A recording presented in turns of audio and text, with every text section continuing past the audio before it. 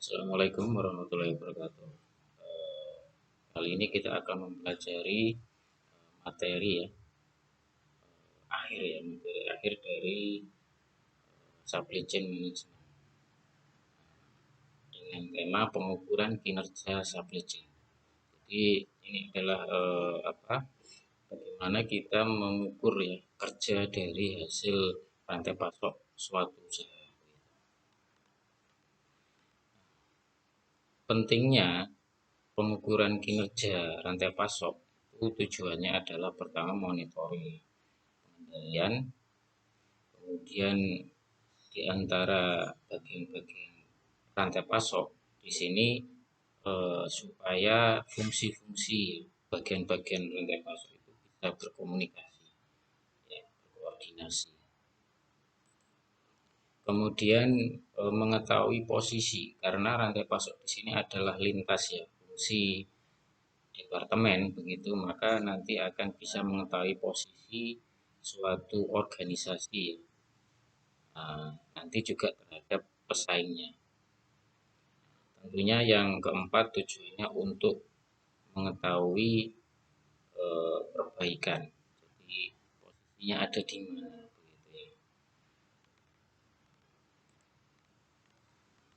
Nah, pertama yang perlu dipahami adalah mengenai metrik. Metrik di sini adalah suatu ukuran yang bisa diverifikasi, nanti bentuknya bisa berupa angka-angka kuantitatif ataupun kualitatif. Nah, di mana nanti ada titik acuan. Jadi nanti metrik di sini tujuannya adalah mengukur suatu kinerja rantai pasok. Nah, di dalam metrik, dalam mengukur kerja rantai pasok itu ada yang sifatnya individu, tunggal, berarti metriknya itu detail, artinya tunggal saja. Kemudian ada yang kumpulan, jadi dari kumpulan-kumpulan individu ini nanti akan membentuk suatu set atau kumpulan, matrik kumpulan. Dari matrik kumpulan di sini nanti akan membentuk keseluruhan. Jadi overall performance measurement system, jadi pengukuran keseluruhan begitu. Jadi metrik di sini tujuannya untuk mengukur kerja. Nah, kalau dalam hal ini adalah rantai pasok. Ada yang tunggal individu, kemudian dikumpulkan, muncullah kumpulan metrik begitu, metrik set, dan kumpulan metrik set akan membentuk overall dari rantai pasok.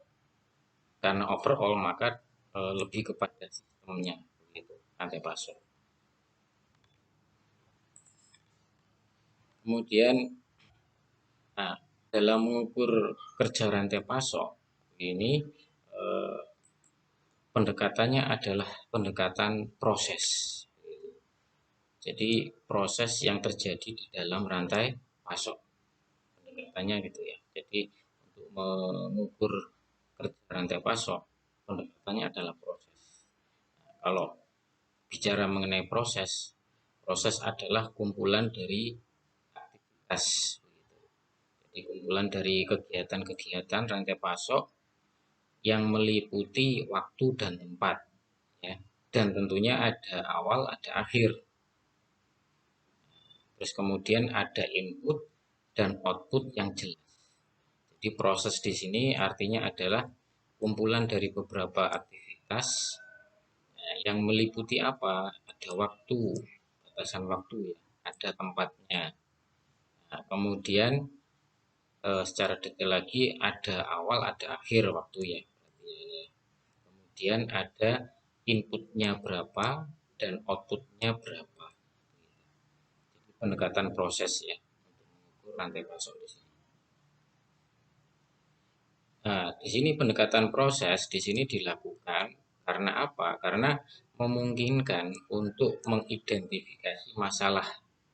Gitu. Karena masalah dalam rantai pasok itu bisa diidentifikasi dengan mendekati prosesnya. Sehingga dengan bisa mengidentifikasi masalah, maka tindakan perbaikan itu bisa dilakukan.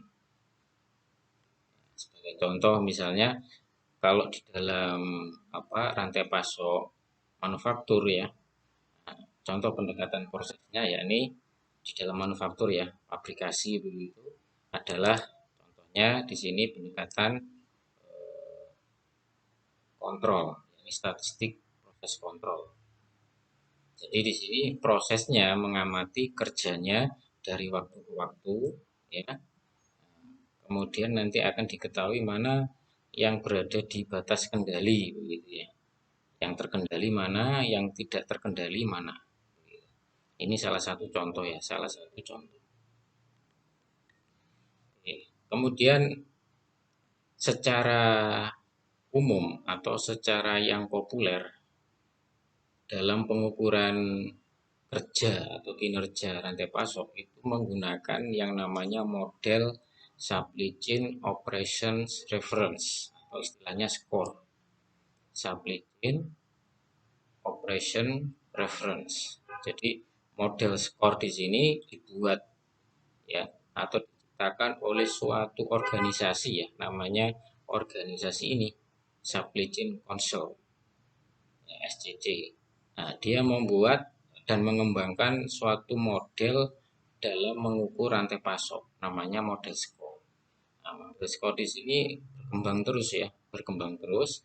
Nanti akan kita pelajari ya, model ini dan contohnya. Gambaran umumnya model SCORE di sini ada tiga elemen ya, ada tiga bagian utama. Pertama mengukur ya, mengukur terkait dengan proses bisnisnya. Jadi proses bisnisnya seperti apa, kemudian melakukan benchmarking atau perbandingan ya. Jadi operasi dari rantai pasok dibandingkan dengan yang terbaik dan yang terjelek. Benchmarking. Benchmarking ini adalah perbandingan. Kemudian yang ketiga elemennya terkait dengan pengukuran proses antar bidang fungsi. Jadi nanti ada departemen ya di dalam rantai pasok di situ atau istilahnya lintas fungsi ya, di dalam rantai pasok. Nah, di sini diukur. Jadi nanti ini lengkap ini. Model SCORE di sini lengkap. Nanti ada gambaran yang jelas. Coba kita akan hitung ya, atau perhitungan di dalam model SCORE di sini.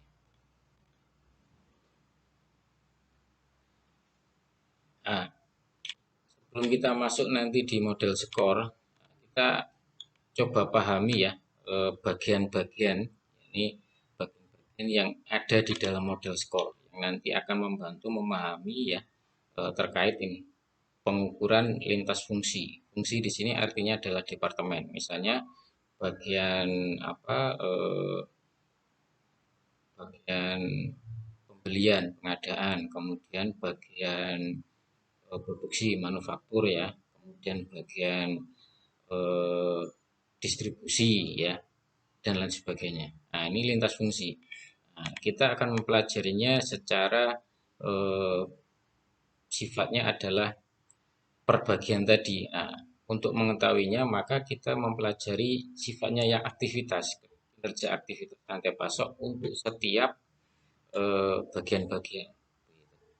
Nah, setiap bagian-bagian atau fungsi dari rantai pasok itu kinerja aktivitasnya kita bisa melihat dari beberapa indikator kinerjanya. Yakni pertama tentunya uang. Tentunya uang ya, ongkos atau biaya. Jadi ongkos atau biaya di sini diukur kerjanya di dalam tiap bagian itu. Nah, kemudian indikator lain atau dimensi lainnya yang bisa diukur adalah waktu. Jadi mengukur waktu. kemudian mengukur kapasitas, mengukur kapabilitas, kemampuan, mengukur produktivitas, kemudian mengukur utilisasi. Utilisasi itu kegunaan, begitu ya, kegunaan. Kemudian mengukur outcome atau hasil. Jadi beberapa dimensi di sini ini adalah dimensi dari yang akan diukur begitu terkait dengan kerja aktivitas suatu rantai pasok.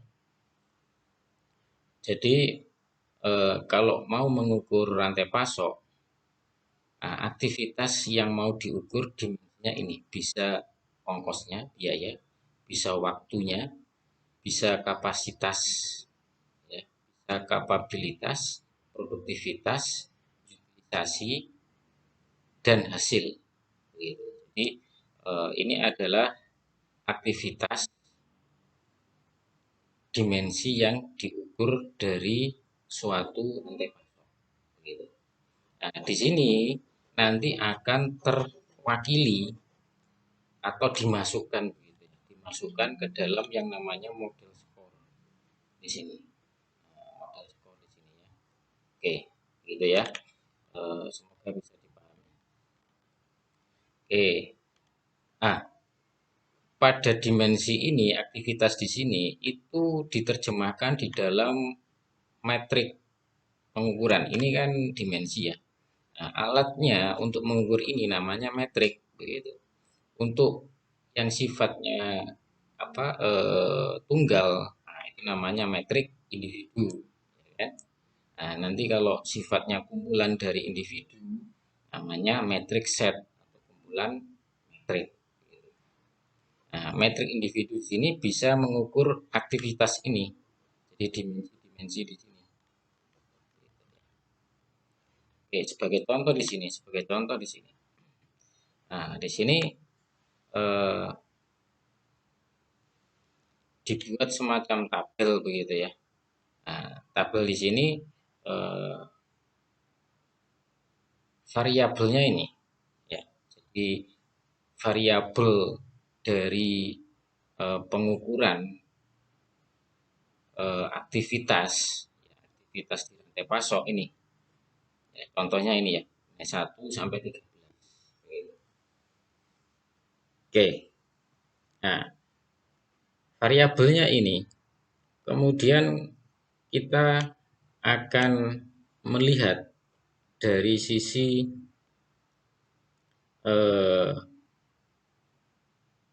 tujuannya apa. Jadi variabel kinerjanya ini kita mau mengukur ini tujuannya apa, mengukur apa. Nah, sebagai contoh, misalnya delivery performance, artinya pengiriman ya, kinerja pengiriman. Nah, di sini yang diukur adalah terkait dengan kehandalannya, reliability. Artinya deliverynya gimana, kehandalannya. Ya. Nah, ke arah sini. Jadi ini ke arah sini, ke arah kehandalan. Kemudian yang lain terkait dengan kehandalan, reliability di sini fill rate. Fill rate itu apa? Fill rate itu adalah pemenuhan yang sesuai. Misalnya pesannya 100 ya. Nah, maka yang terpenuhi berapa persen dari 100 itu. Nah, misalnya semakin mendekati 100 berarti fill rate-nya bagus, reliability-nya bagus. Ya.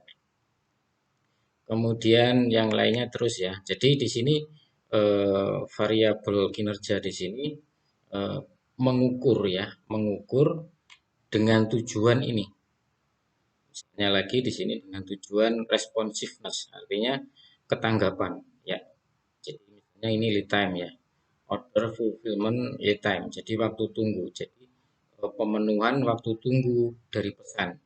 Nah, ini gimana responsiveness-nya, ketanggapannya ya.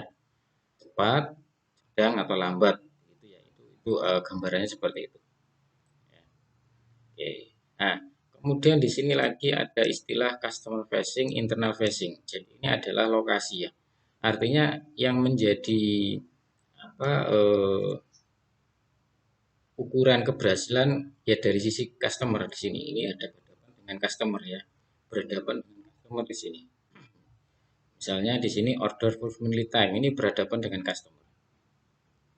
Gitu. Nah, kemudian yang berhadapan dengan internal artinya di sini terkait dalam internal perusahaan, internal facing.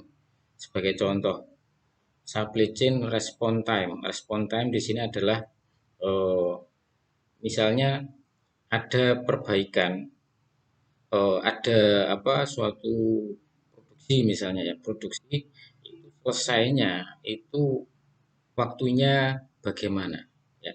Nah, di sini terkait dengan internal perusahaan di situ. Jadi mengukurnya ya di dalam perusahaan tersebut ya, facing. Facing itu berhadapan di dalam internal perusahaan ya.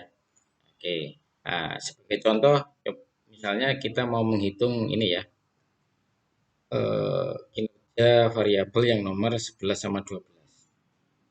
Cash to cash cycle time ini adalah waktu ya, waktu terciptanya uang gitu. Jadi di sini seberapa lama waktu dari barang ya, produk kemudian menjadi uang. Nah, ini cash to cash cycle time kinerjanya ya. Di sini berhadapan artinya ukurannya ada di dalam internal perusahaan, mengetahuinya ada di dalam internal perusahaan. Nah, ini terkait dengan aset ya. Karena apa? Di sini kan ada barang persediaan begitu, kemudian diproduksi menjadi produk jadi ya, kemudian dijual menjadi uang, cash to cash cycle time. Nah, waktu siklusnya berapa lama dari barang persediaan bahan begitu menjadi uang. Nah, ini terkait dengan mengukurnya ada di dalam perusahaan. Kemudian yang kedua di sini inventory days of supply. Nah, inventory days of supply di sini adalah pasokan persediaan tiap harinya. Artinya bagaimana pasokan jumlah dari persediaan itu tiap harinya. Ini terkait di dalam aset ya, aset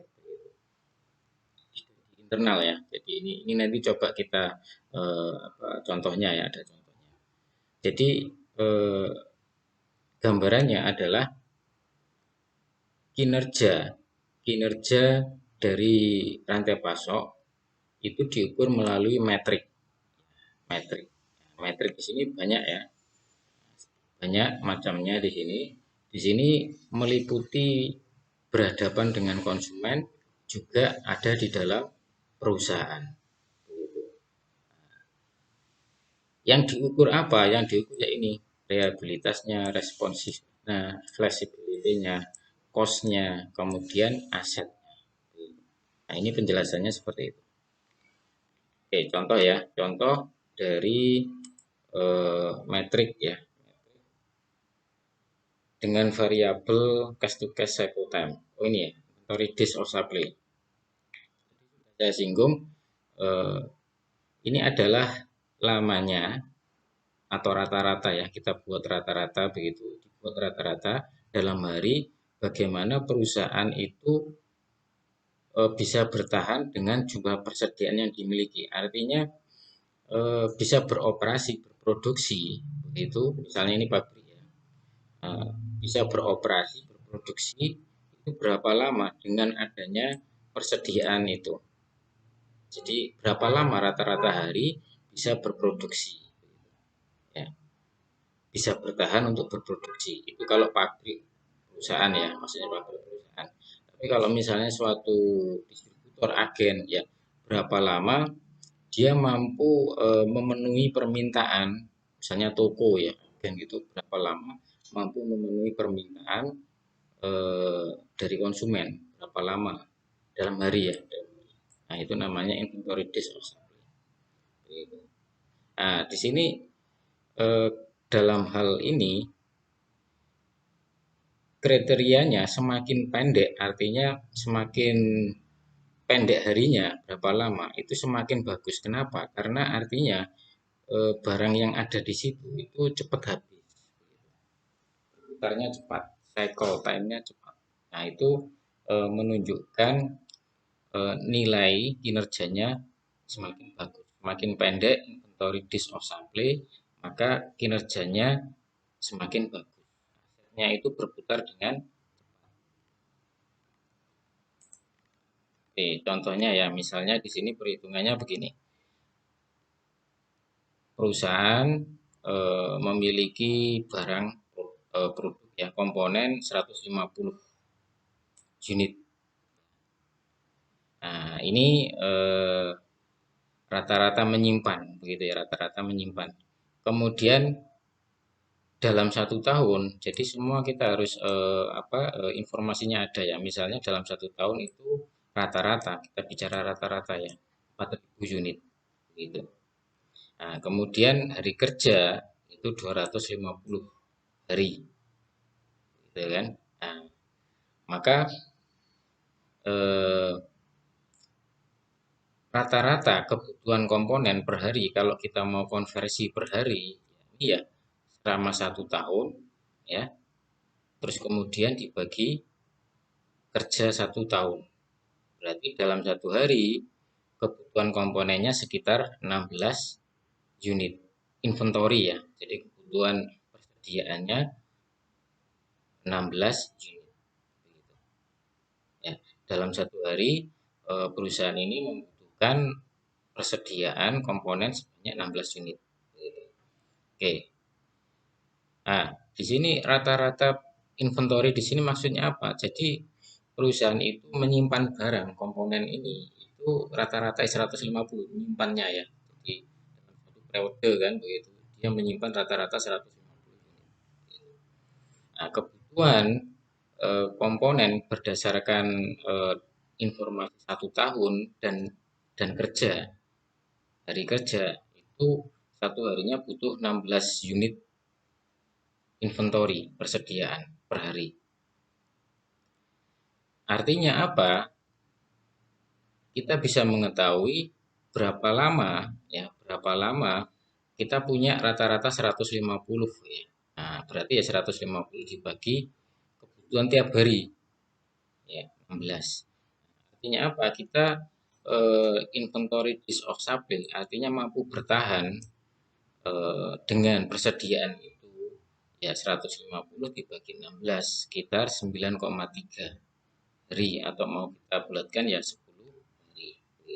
Jadi rata-rata mampu bertahan berdasarkan inventory days of supply ini adalah 10 hari. Ya, 10 hari. Nah, perhitungan di sini ini satuannya bisa dalam unit dalam hari ya, atau unit hari maksudnya, atau bisa dibuat senilai. Senilainya apa? Senilai uang atau istilahnya. Oke, contoh yang kedua. Nah, ini cash to cash cycle time. Nah, ini untuk mengukur bagaimana merubah barang tadi ya, persediaan menjadi uang. Nah, semakin cepat waktu yang dibutuhkan, maka semakin bagus. Semakin bagus cycle time gitu ya. Nah, sehingga bagaimana kita membuat supaya cash to cash cycle time ini semakin bagus? Ya, memang tingkat persediaan diturunkan ya. Tetapi ini harus disesuaikan dengan kondisi. Karena kalau tingkat persediaan diturunkan, tetapi permintaan tinggi ya, terus sedangkan pasokan itu tidak menentu, pasokan barangnya tidak menentu juga tidak tepat ya. Jadi ini harus disesuaikan ya, menurunkan tingkat persediaan ini apabila kondisi pasokan ya dan kondisi permintaan konsumen itu sesuai. Nah, ini tingkat persediaan bisa kita turunkan ya. Kemudian tentunya pasokan terkait dengan jumlah dan lead time-nya, artinya kedatangan barang ya.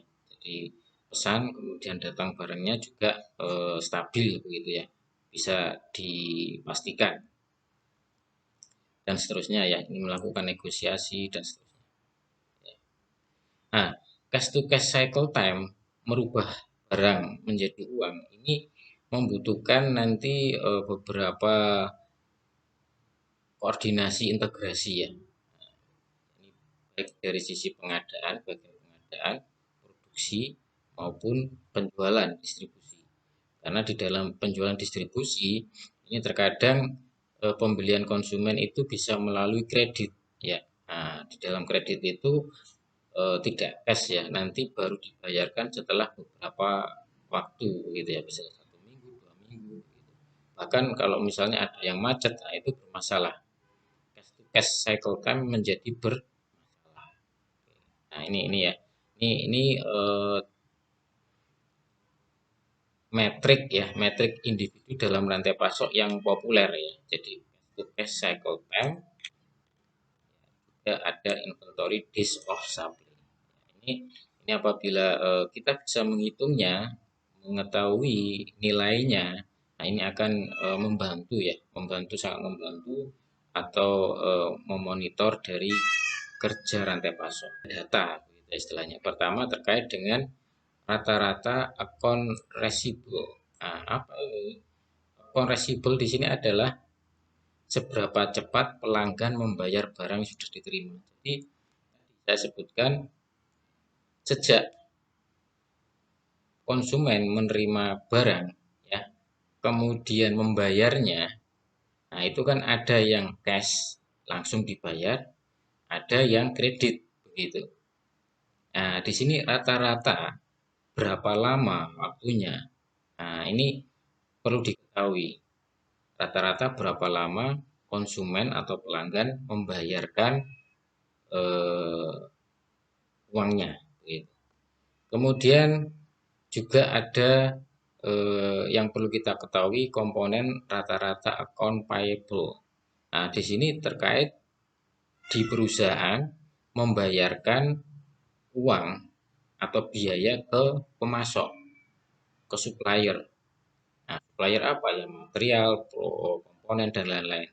Nah, di sini seberapa cepat gitu.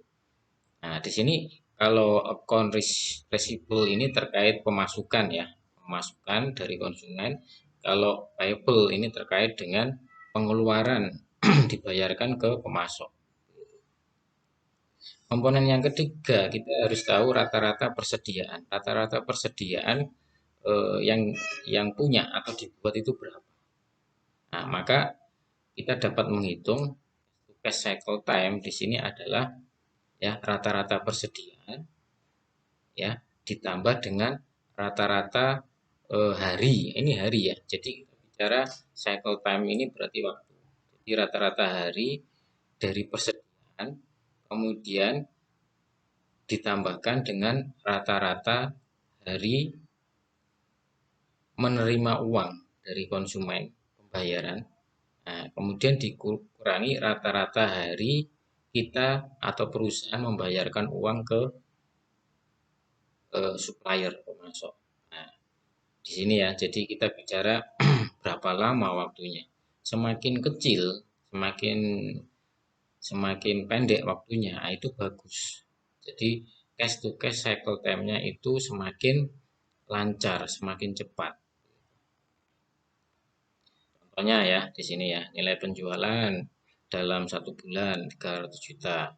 Nah, terus mendapatkan mendapatkan eh, uang dalam 1 bulan ya, itu 60 juta. Nilai persediaan di akhir bulan artinya persediaan barangnya ada 120 juta ya. Kemudian apa? Nilai penjualan di sini 60% dari nilai penjualan. Nah, kemudian dibayarkan kepada pemasok. Jadi pabrik atau perusahaan membayarkan kepada supplier sekian. Ini satu bulan ya, dalam 1 bulan. Nah, keuntungannya 40% dari nilai penjualan. Oke, nah ini informasi umum ya. Informasi umum dalam bentuk rupiah dalam 1 bulan. Nah, maka nilai penjualan per hari, nah kita coba masukkan ke hari ya, karena kita bicara cycle time, waktu siklus ya. Oke, nah nilai penjualan per hari berarti ya 300 juta dibagi 30 hari. Per harinya 10 juta. Kemudian rata-rata AR, saya sebut AR ya ini ya, account receivable. Nah, ini berapa rata-rata konsumen membayarkan ke perusahaan? Nah, karena AR-nya 60 juta ya, 60 juta. Kemudian nilai penjualannya itu 10 juta per hari ya, maka 60 juta dibagi 10 juta per hari ya, waktu rata-rata AR-nya 6 hari ya. Ya. Kemudian average cost of sale per hari. Jadi rata-rata penjualan per hari. Rata-rata penjualan per hari 45 juta, 45 juta. Ini adalah dari dibayarkan ke konsumen ya, bayarkan ke konsumen. Ini cost itu berarti kan pengeluaran ya. Jadi rata-rata biaya pengeluaran penjualan per hari, artinya yang dikeluarkan gitu ya, yang dikeluarkan oleh perusahaan. Nah, di sini terkait dengan pembayaran ya, payable. Nah, berarti 45 juta dibagi karena terkait dengan penjualan juga, tadi dapatnya kan 6 ya, 6 hari gitu. Jadi yang dibayarkan ke mana, ke konsumen ke supplier sekitar ini 7,5 rata-rata ya, rata-rata pembayarannya 7,5. Jadi pabrik atau perusahaan membayarkan kepada pemasok supplier sekian. Nah, kemudian rata-rata persediaan per hari ya, rata-rata persediaan itu berapa? Nah, itu berasal dari nilai persediaannya yang dipunya ya, punya, terus kemudian dibagi nilai penjualannya ya, nilai yang didapat di sini 6 hari, 20 hari gitu. Jadi rata-rata persediaan per hari. Jadi di sini rupiah dirupakan ke hari, dibentuk hari. Nah, sehingga cash to cash cycle time-nya adalah rata-rata inventory persediaan ya, pasokannya itu 20 ya, ditambah dengan rata-rata penerimaan uangnya itu 6 hari ya, dikurangi dengan rata-rata hari dalam membayar ke pemasok 7,5 hari. Nah, sehingga cash to cash cycle time-nya 18,5 gitu ya. Oke, harapannya bisa dipahami, nanti pelan-pelan ya ini dipahami. Saya pikir ini hanya semacam logika ya. Jadi di sini poin pentingnya ada 3 komponen. Komponen pertama adalah AR di sini ya.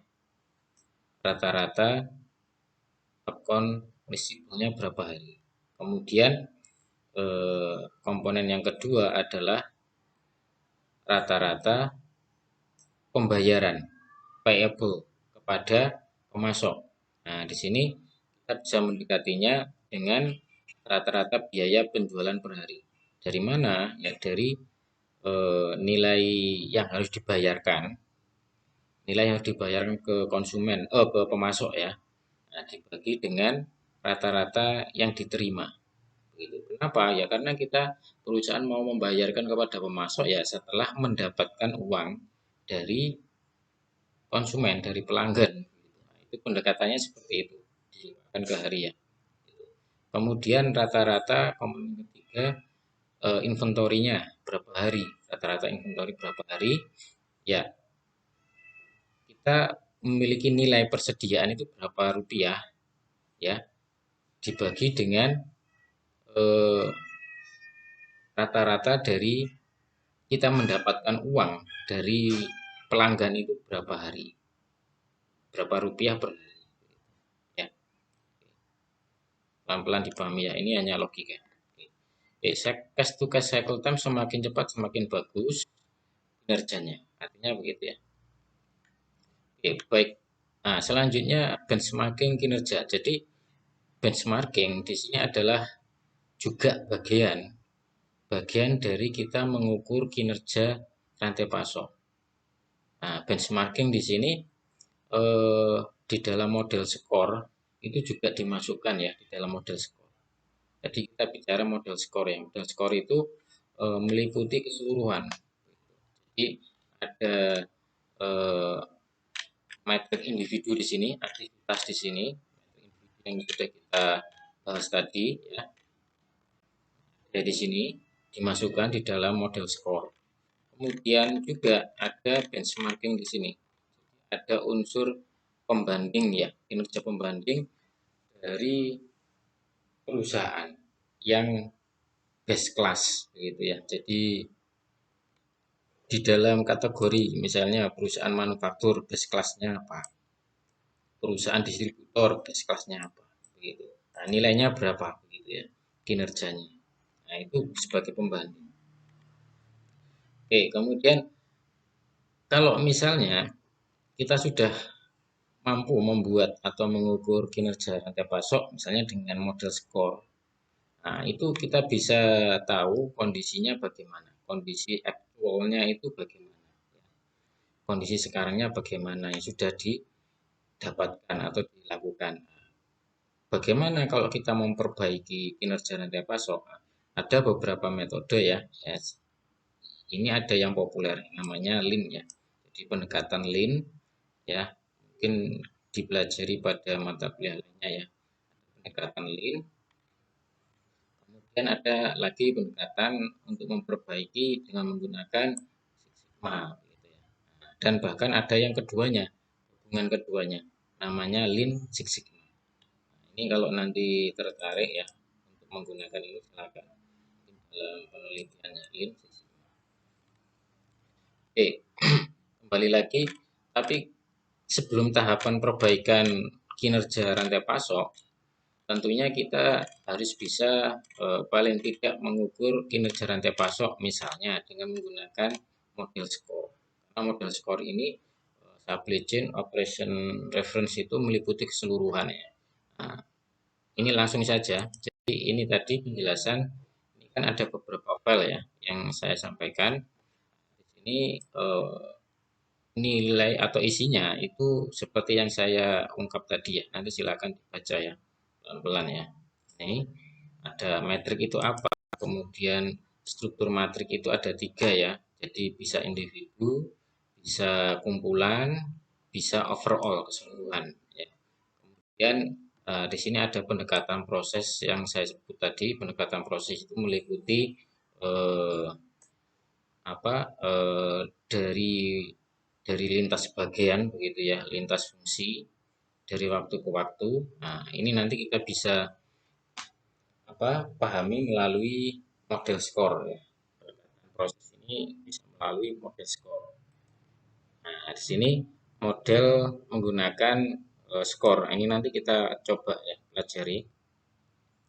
Model skor di sini tadi sudah saya sampaikan ada 3 kelompok.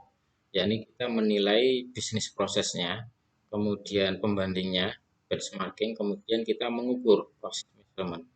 Ya, proses measurement ini salah satunya sudah kita lakukan tadi melalui metrik individu ya, misalnya cash to cash cycle time ya. Kemudian ada inventory display gitu kan. Nah, ini ya. Nah, pengukuran proses pengukuran di sini tadi, nah ini yang lengkap ini di sini. Nah, ini mengukur diukur semua nih di dalam eh, model skor di sini. Oke, nah model skor di sini karena pendekatan proses ya, maka dia meliputi 5 proses inti. Ya, jadi poinnya di sini, poin utamanya di sini. Ada plan, ada source, ada make, ada deliver, ada return. Nah, plan itu apa? Ya, ini merencanakan kebutuhan pengadaan produksi dan pengiriman. Source itu apa? Proses pengadaan. Make itu apa? Proses mentransformasi bahan baku komponen menjadi produk yang diinginkan pelanggan. Deliver itu apa? Yakni memenuhi permintaan ya barang jasa, bukan jasa ya. Jadi kita tidak hanya apa namanya di rantai pasok itu bukan hanya barang fisik tapi juga jasa. Kemudian return ini pengembalian atau menerima pengembalian produk. Nah, ini adalah proses inti.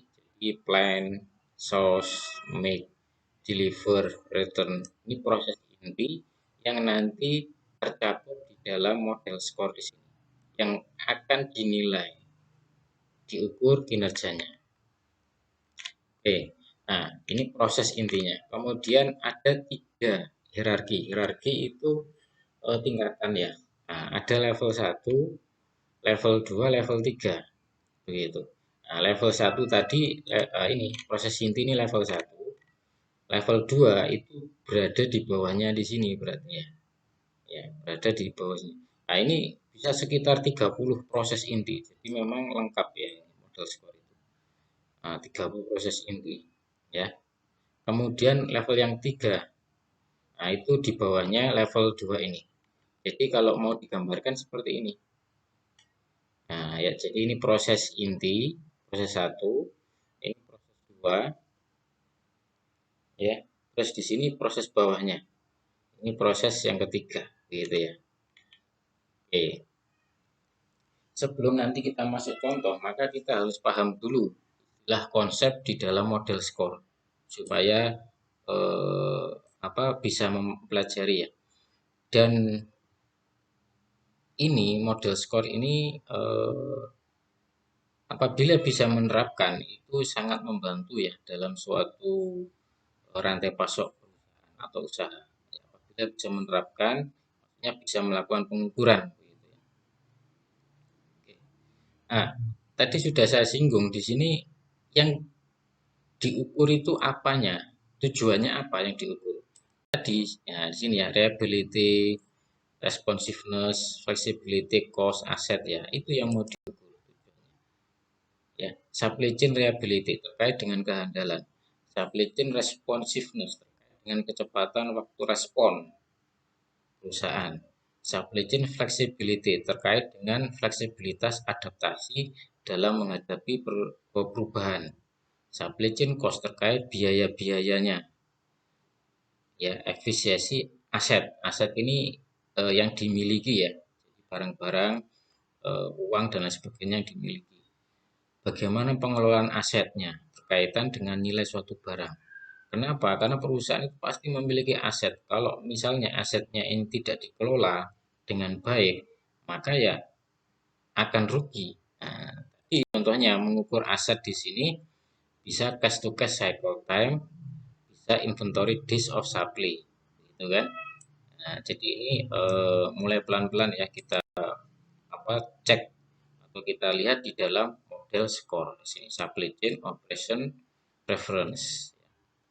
Di sini tujuannya ini mengukur 5 5 ini 5 bagian gitu ya, atau 5 wajah ya.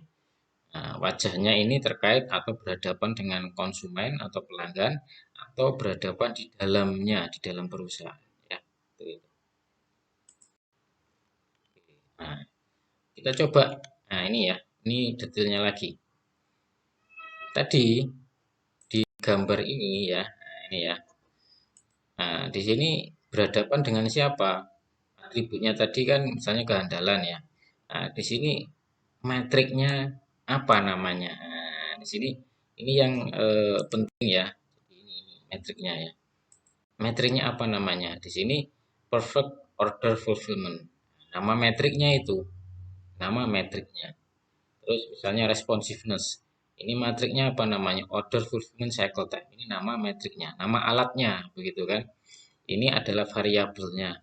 Nah, ini hadapannya dengan siapa? Begitu. Nah, di sini nanti masuk masuk di dalam model skor, gitu kan? Model skor. Oke. Nah, untuk itu coba kita masuk ke contoh ya. Ini ada file Excel ya, nanti akan saya sharekan file Excelnya. Jadi contohnya begini. Ini tadi ya. Nah, ini secara konsep ya seperti ini. Nah, tadi ya reliability di sini ada variabel yang diukur ya, reliability, responsiveness, agility. Nah, agility tadi itu ya.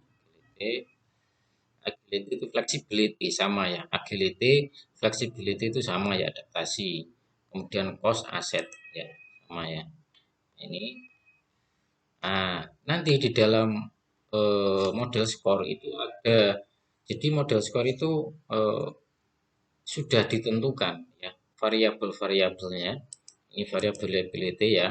Nah, di situ metriknya apa namanya? Performance. Nah, itu eh, mungkin disingkat ya RL11. RL ini reliability ya. Kemudian responsiveness, order fulfillment cycle time. Nah, ini RS11 gitu ya. Jadi sudah ditentukan atributnya apa saja, terus kemudian nama metriknya apa dengan kode juga. Kenapa ada kode di sini? Karena nanti dalam bentuk gambar seperti ini. Nanti ada dalam bentuk gambar ya. Ada dalam bentuk gambar.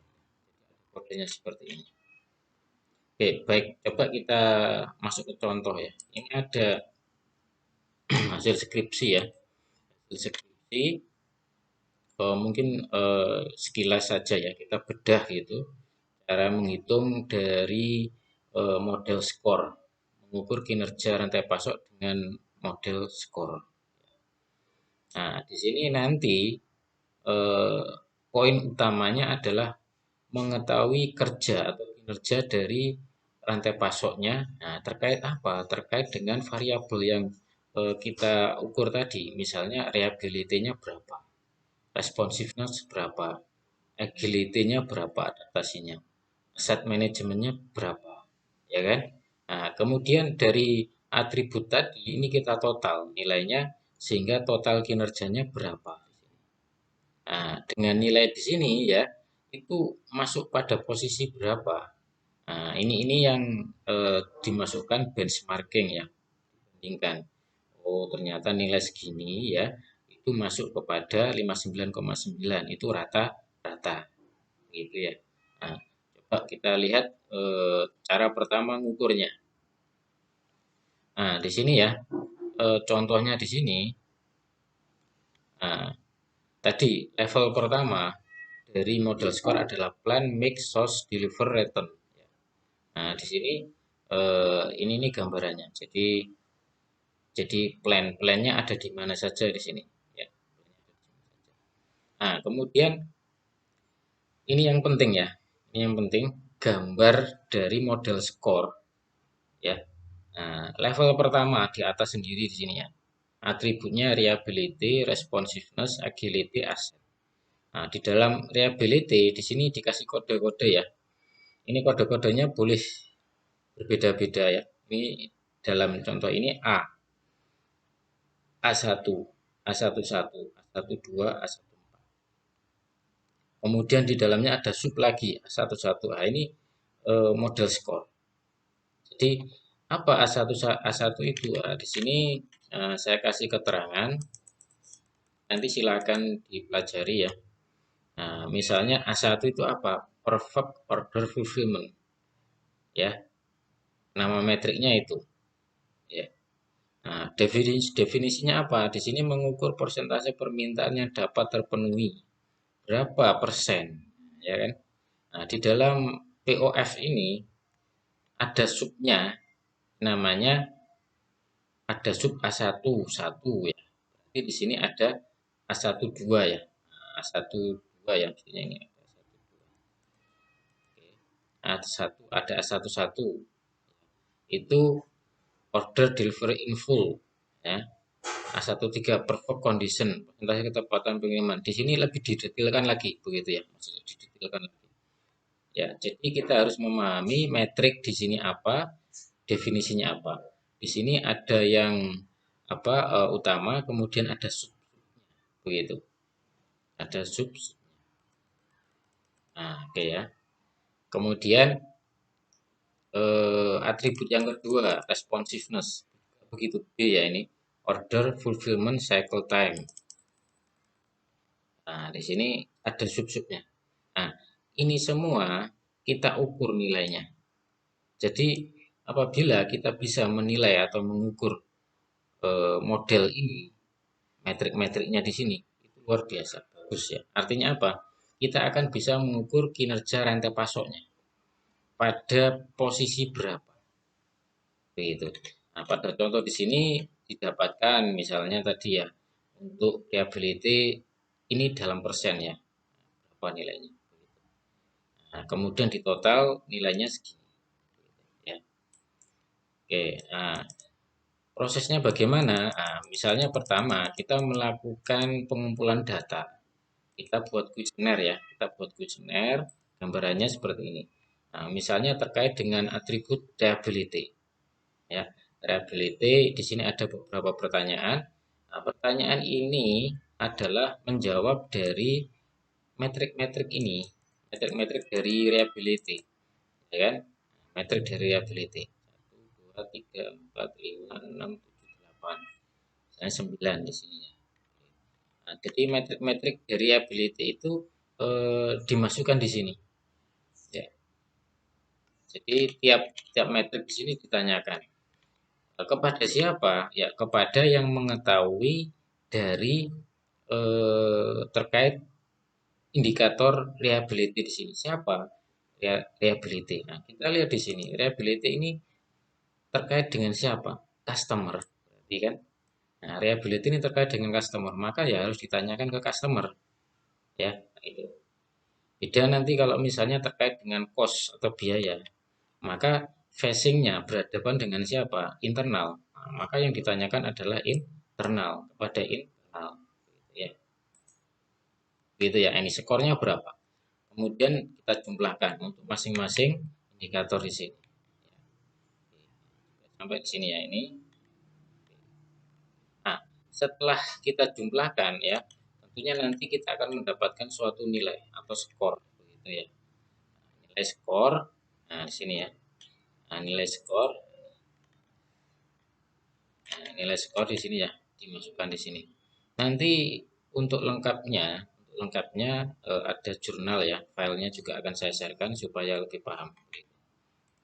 Kemudian, nah, setelah kita mendapatkan nilai skor dari kerja perusahaan ini ya, perusahaan ini skornya berapa ya. Kemudian kita bandingkan dengan kondisi terbaik sama terburuk begitu ya. Nah, kondisi terbaik sama terburuk itu eh, adalah benchmarkingnya benchmarkingnya atau ya situasi benchmarkingnya. Untuk mendapatkan apa? Untuk mengetahui nilainya ada di mana posisinya. Oke, baik ini gambaran umum ya, gambaran umum. Nanti kalau mau mempelajari lebih detail, karena ini akan bagus ya kalau misalnya dipakai untuk suatu skripsi, skripsi akan bagus. Nah, nanti bisa eh, lebih detailnya pada jurnal ya, file jurnal yang akan saya lampirkan ya. Oke, nah kemudian dari nilai di sini ya, nilai di sini nanti kita akan mengetahui apa bobotnya gitu. Tadi variabelnya kan ada 5, ada 4 ya, ada 4, yakni reliability, responsibility, sama asset ya, asset management. Ya, ada 4 ini yang diukur ya. Nah, ya. Nah, itu bobotnya ini 24, 21, 19, 20 dari mana? Dari total jawaban di sini. Nah, di sini ya. Ini totalnya. Kemudian dibuat bobot.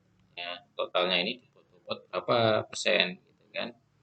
Oke. Nah, kemudian bobotnya di sini ya. Nah, khusus untuk agility, ini ada 3 sub ya yang mau dicek ya di sini. Karena dia mau fokuskan agility ini, nah, maka agility di sini diper apa dibuat detail. Jadi misalnya di sini agility kan 0,226 ya. Jadi bobot agility 0,226. Oke. Nah, ini dikalikan untuk totalnya ini. Agility di sini Kan ada 3, 13, 14, 12 dari mana? Dari sini. Skornya gelita ini kan gelita di sini kan gelita di sini. 14, 12 ya.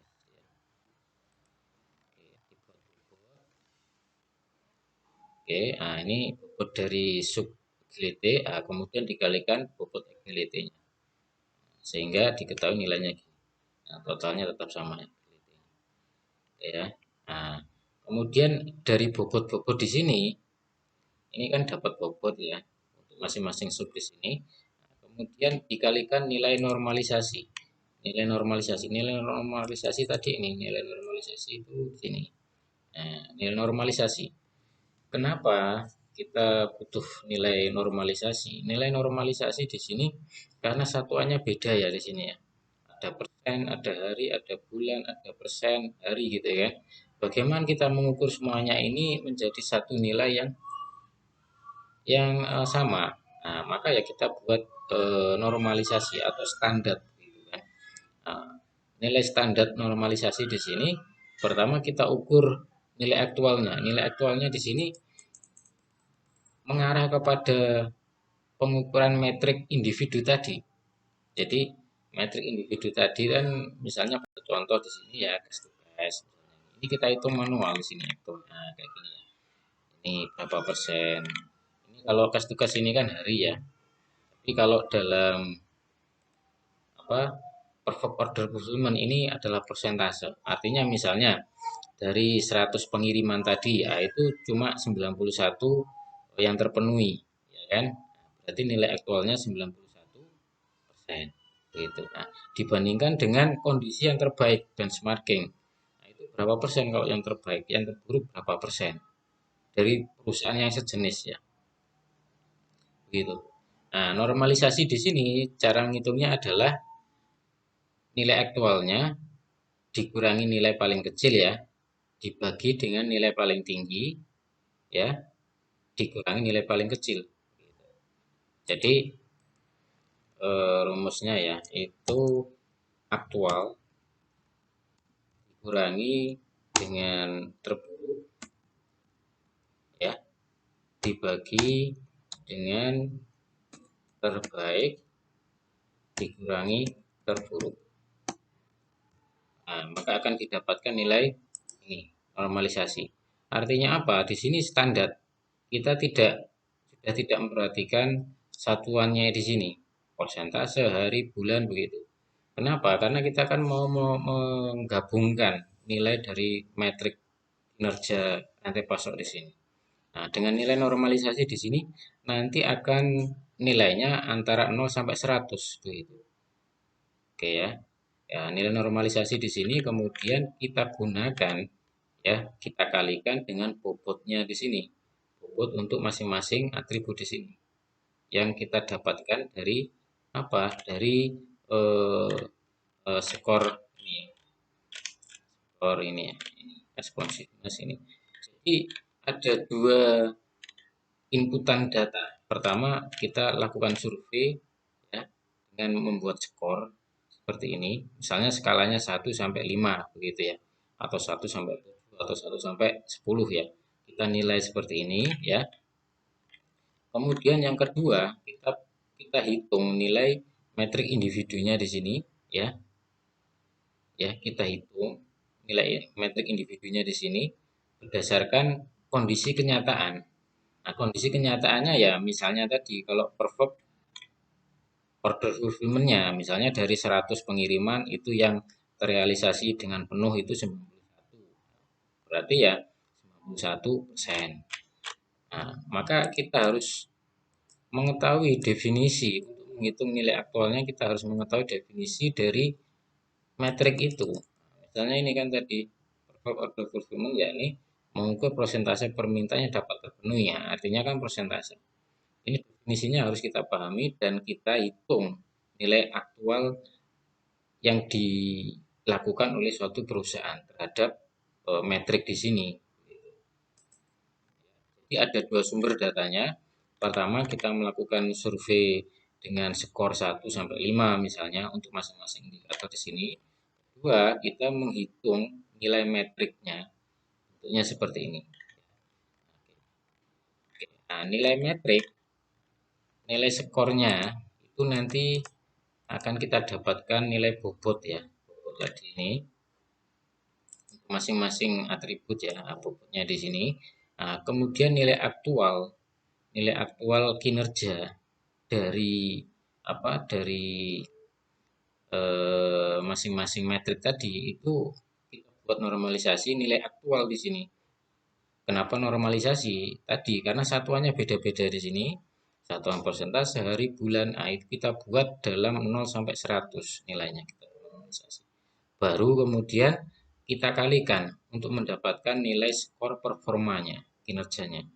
Normalisasi kalikan bobot ya. Untuk masing-masing variabel di sini atribut. Ya, sehingga kita totalkan setelah kita kalikan ini ya. Kita jumlahkan skornya ini 59,21 ya. Ini kita dapatkan skor dari kinerja rantai pasok perusahaan ini. Nah, di mana secara detail untuk masing-masing variabel ini. Jadi misalnya ya, untuk kinerja reliability rantai pasoknya itu 19,74. Di mana nilai terbaik dari pembobotan di sini 28,6. 8,6 ya, 8,6. Nah, di sini ini benchmarking. Saya bilang tadi benchmarking di sini nilainya berapa? Nilai perusahaan yang terbaik itu untuk reliability-nya itu berapa? Begitu. Nah, kemudian kita bisa bandingkan selisihnya di sini berapa? 8,86 ya. Dari yang base. Artinya kita bandingkan kerjanya reliability perusahaan ini sekarang 19,74. Nah, best practice atau perusahaan terbaik itu reliability-nya sekian, 28,6. Artinya ada selisih ya, 8,86 yang harus dikejar untuk mendapatkan best sebutan best terbaik gitu terkait dengan reliability. Nah, ini nanti mau diperbaiki di sini ya reliability-nya ya. Kemudian responsiveness-nya juga. Nah, best in class responsif itu 25. Artinya ada selisih ini yang harus diperbaiki 16 ke 25. Agility juga begitu. Jadi mengetahui posisi dan kemudian dibandingkan dengan best in class. Nah, itu mau diperbaiki selisihnya berapa. Nah, itu manfaat yang harus dilakukan, didapatkan dari model skor. Pelajari lebih lanjut apabila ada pertanyaan nanti silakan bertanya. Nanti juga akan saya lampirkan ya contoh ya. Ini tadi contoh satu ya yang saya bahas sekilas ya. Itu contoh satu ini jurnal ya. Nanti silakan dipelajari lebih lanjut apabila ini. Oke, baik. Mungkin ini ya yang saya sampaikan untuk pertemuan ini. Akhir kata, wassalamualaikum warahmatullahi wabarakatuh.